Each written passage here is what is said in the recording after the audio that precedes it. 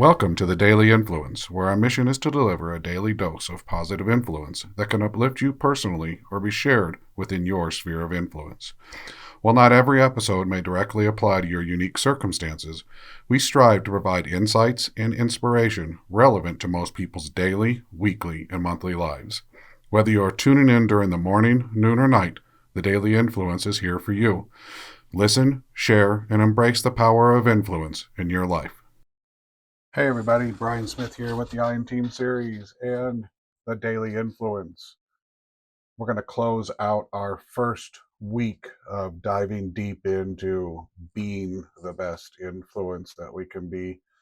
And I'm going to end it on a high note, the high road. And uh, the high road's an interesting topic for us because uh, sometimes I think it's a little subjective to people.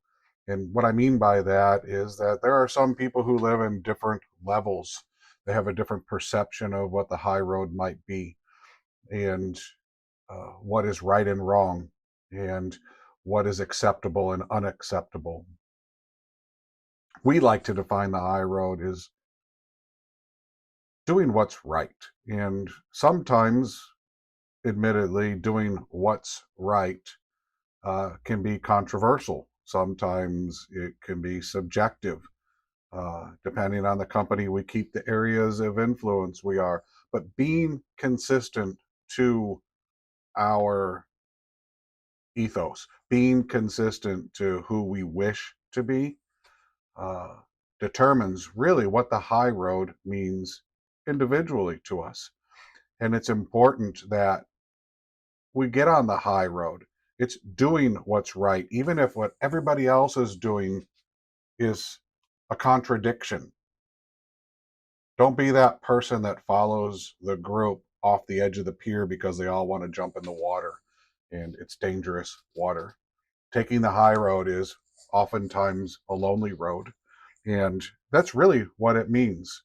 It means sticking to what you know to be right in whatever area of influence you might find yourself. It might be with policy and procedure, it could be the law, it could be an agreement you have with somebody in your family, it could be a multitude, it could be almost anything that we can think of as humans.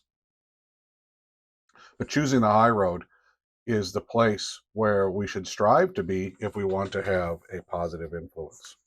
I have a really good example of the high road for us, and um, it has to do with some decisions that were made back in the late 90s. We had a 401k for our company, and we had made some mistakes with that 401k. And I didn't know the level of the mistakes, but the employee came to me fairly upset about what they were.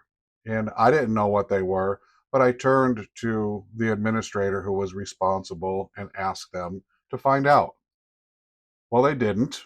And ultimately, the employee quit.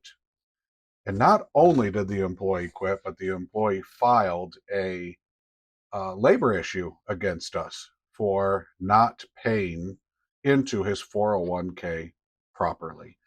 And I was really angry at first why they would do that, why they would turn us in. I was also angry with our team and myself. Why did we allow this to happen? Well, as we went and unraveled everything that happened, we found out that the dollar amount that was reported or not reported properly really was an unremarkable number.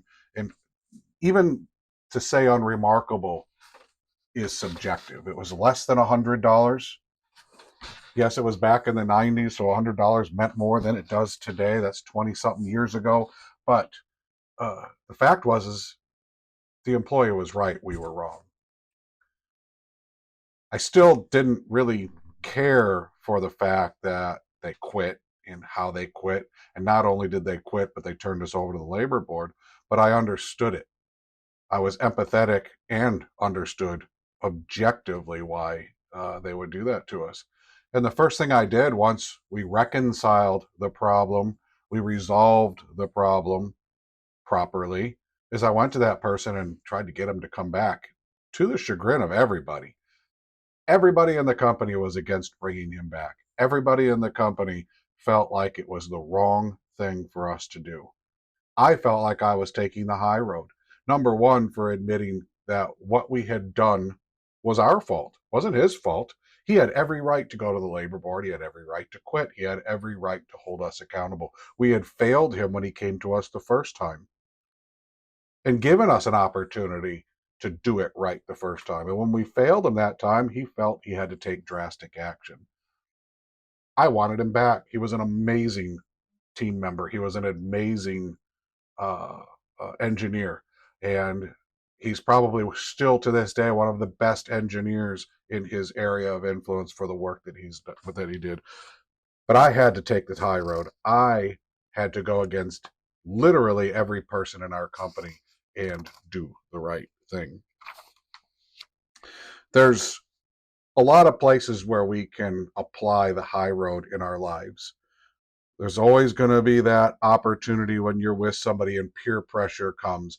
And do you fold to peer pressure, or do you take the high road and go with what your gut tells you, or what your values are, or whatever it might be? Whatever the challenge is, the high road will always challenge you. It'll always feel conflicting.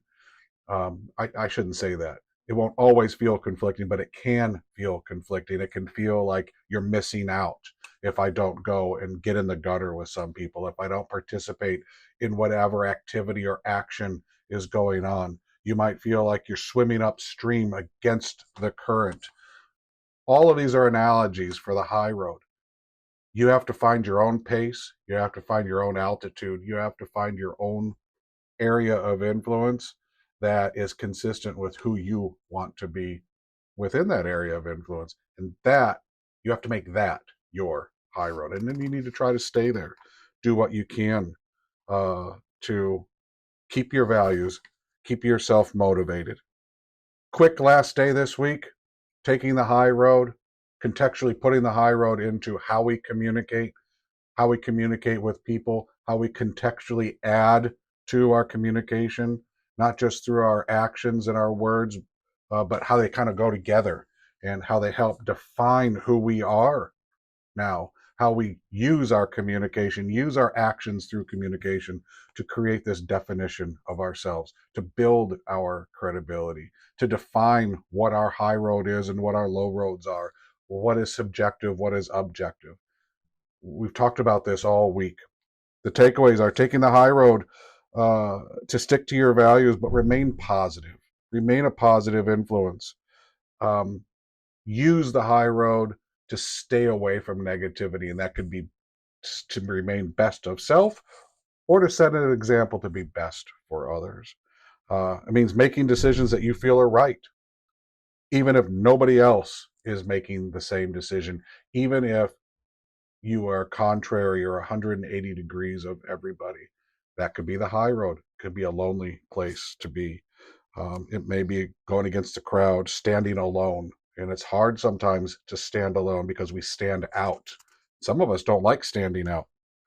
Staying true to your value means sometimes could mean offending others, challenging the status quo, even becoming unpopular. And as long as you can fall asleep at night, as long as you can look in the mirror and say, I am my best self, I am doing my best self for myself and for everybody that I influence, then you're on the right path, you're on the high road, and you should be proud of who you are and what you're doing.